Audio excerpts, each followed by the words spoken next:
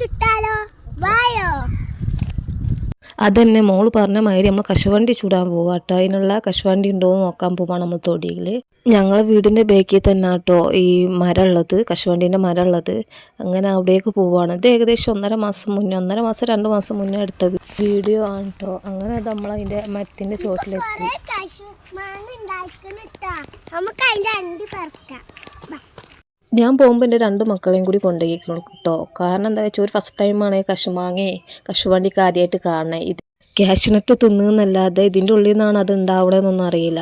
അപ്പോൾ first time ഓർക്കും കൂടി ഒന്ന് ഇതായിക്കോട്ടെ വിചാരിച്ചാണ് ഓരേ കൊണ്ടുപോയത്. ഏകദേശം അതിൻ്റെ സീസണൊക്കെ കഴിയാനായിരിക്കും കേട്ടോ. കുറേ താഴത്ത് വീണെടുക്കേണ്ടതാണ്, കുറേ ഒന്നും ഉണ്ടാവുന്നുണ്ട്.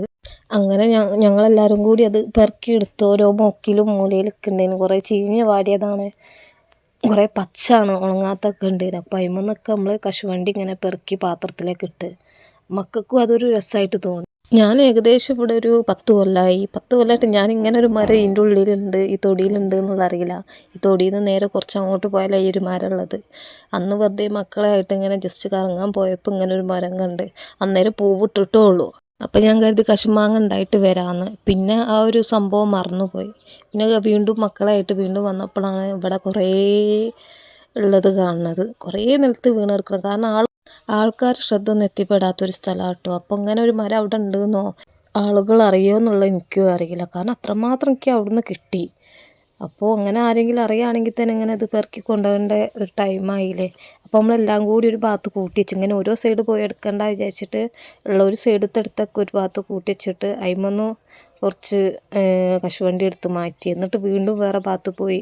അങ്ങനെയാണ്. കുറേ ചീഞ്ഞതുണ്ട്. ചീഞ്ഞെന്ന് പറഞ്ഞാൽ നല്ലോണം ചീഞ്ഞ ഒരു ജായി സ്മെല്ലൊക്കെ ആയിരുന്നു ചീഞ്ഞ. ഇവിടെ ഉള്ള ഓൾമോസ്റ്റ് നമ്മൾ പെറുക്കി എടുത്തണം. കുറച്ച് ഉള്ളിലേക്കുള്ള റിസ്ക് എടുത്തെടുക്കാൻ നിന്നില്ല.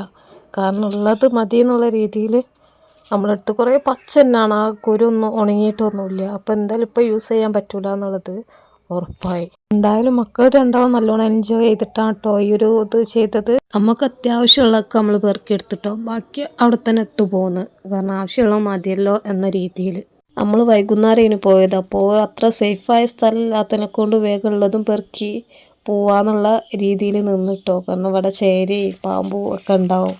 ഇതിൻ്റെ ഇടയിലൊക്കെ കുടുങ്ങിയാലും നമ്മളറിയില്ലല്ലോ. അങ്ങനെ എല്ലാം കൂടി പെറുക്കിയത് അത്രയും നമ്മൾ പെറുക്കിയെടുത്തൊക്കെ ഒന്ന് കാണിക്കാൻ വേണ്ടി ഒന്ന് ജസ്റ്റ് വായൻ്റെ ഇലയിൽ ഇട്ടാട്ടോ അത്രയും എടുത്തെന്നുള്ള രീതിയിൽ. നമ്മൾ മരത്തിലുള്ളൊന്ന് പറിക്കാൻ നിന്നില്ല കേട്ടോ. അതൊക്കെ ഒന്നാമത് പച്ചയാണ്, പൈപ്പും ഇല്ല. അപ്പം അതൊക്കെ പോകുന്നത് അങ്ങനെ 2-3 നമ്മൾ കയ്യെത്തുന്നോട് തന്നെ ഉണ്ട്, കണ്ടാൽ പറിക്കാനൊക്കെ തോന്നും. അങ്ങനെയുള്ളതൊക്കെ പെറുക്കി നമ്മൾ വീട്ടിലേക്ക് പോയൊക്കെ ഒന്ന് കഴുകി വൃത്തിയാക്കിയിട്ട് ഇങ്ങനെ ഉണക്കാൻ വെച്ചതാട്ടോ. പക്ഷെ പിന്നെ സംഭവിച്ചതാണ് ടിസ്റ്റ്. പിന്നെ അങ്ങനത്തെ ഒരു സംഭവം അവിടെ ഉണക്കാൻ വെച്ചത് നമുക്ക് ഓർമ്മയില്ല. ഏകദേശം 2 മാസം കഴിഞ്ഞ് നോക്കിയപ്പോൾ അതൊക്കെ അവിടെ മുളച്ചുപോയി. കാരണം വെയിലത്ത് വെച്ച് പിന്നെ എടുക്കാനും കഴിഞ്ഞില്ല. പിന്നെ അങ്ങനത്തെ ഒരു സംഭവത്തിനെ കുറിച്ച് ഓർമ്മയേ ഉണ്ടായില്ല. അത്രയും എണ്ണം അവിടെ കേടായും ചെയ്ത് മുളച്ചും ചെയ്ത്. അപ്പോൾ ഇത് കണ്ടപ്പോൾ ഒന്ന് ആ സ്ഥലം വരെ ഒന്ന് പോയൊക്കെ വിചാരിച്ചു. അപ്പോൾ മഴ പെയ്തിട്ടൊക്കെ മൊത്തത്തിൽ കാട് പിടിച്ച് ഒരു വഴിയൊന്നും തിരിച്ചറിയാത്തൊരവസ്ഥയായി. ഇത് കണ്ടപ്പോൾ എന്തായാലും നമ്മൾ വന്ന വഴിക്ക് തിരിച്ചു പോകാൻ കഴിയില്ല എന്ന് ഉറപ്പായി. കാരണം വരുമ്പോൾ തന്നെ കുറേ റിസ്ക് എടുത്തിട്ടാണ് ഇങ്ങോട്ടേക്കൊന്ന് എത്തിപ്പെട്ട കാട്ടുകൂടി. അപ്പോൾ ഈ മുന്നത്തെ റൂട്ടിൽ കൂടി തിരിച്ചു പോകാമെന്നുള്ള ലെവലിൽ നടന്നത്. ഈ മരം കണ്ടപ്പോൾ ഏകദേശം വികാനുള്ളൊരു സ്റ്റേജിലാട്ടോ. ഒരു വേരൊക്കെ അവിടെ നിന്ന് ഇങ്ങനെ അടർന്ന ഒരു രൂപത്തിലാണുള്ളത്.